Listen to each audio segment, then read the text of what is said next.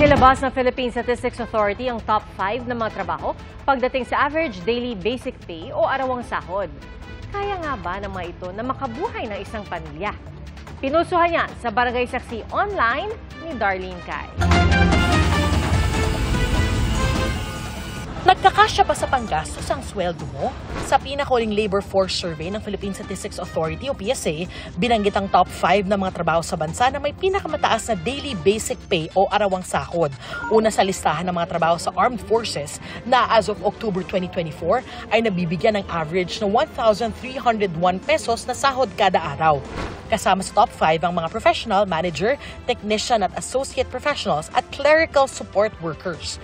Tinanong namin ang mga kapusong online kung katulad ng mga nasa top 5 ang natatanggap ninyong arawang sahod, kaya bang buhay nito ang inyong pamilya?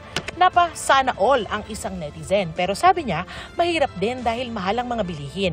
Sagot naman ng isa pa, kung makikipagpalit siya ng sitwasyon sa mga tumatanggap ng top 5 na sahod, ipakikita niyang kaya niyang buhayin ang kanyang pamilya. Ang isa pang commenter, mabubuhay naman daw sa kaparehong sahod pero hindi aasenso at walang may ipon, lalo't madaling maubos ang 1,000 piso sa isang araw. Ang sabi ng isa pa, kaya sana kung walang mga loan o utang pero hindi ito maiiwasan, lalo na kung wala pang sariling bahay. Base rin sa datos ng PSA, bahagyang tumaas ang unemployment rate o bilang ng mga walang trabaho sa 3.9% nitong Oktubre mula sa 3.7% noong Setyembre. Katumbas yan ng 1.97 milyong individual. Isa sa mga pangunahing dahilan daw ang pagtama ng sunod-sunod na bagyo, kabilang ang epekto ng mga ito sa pangingisda. So siyempre, siguro cautious yung ating mga fisher folks na lumabas because of the storm. So hindi lang dito, nagkaroon din tayo ng impact sa iba pang mga subsectors, although yung pinakamataas, quarter on quarter yung nasa fishing and aquaculture.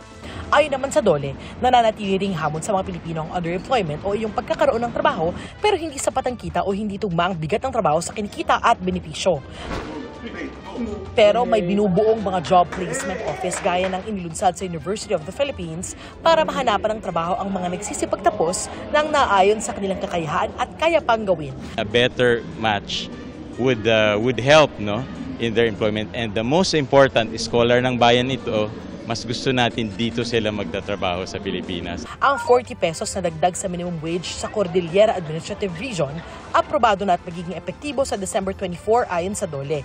Sa December 23 naman, ipatutupad ang 35 pesos na minimum wage increase sa Mimaropa.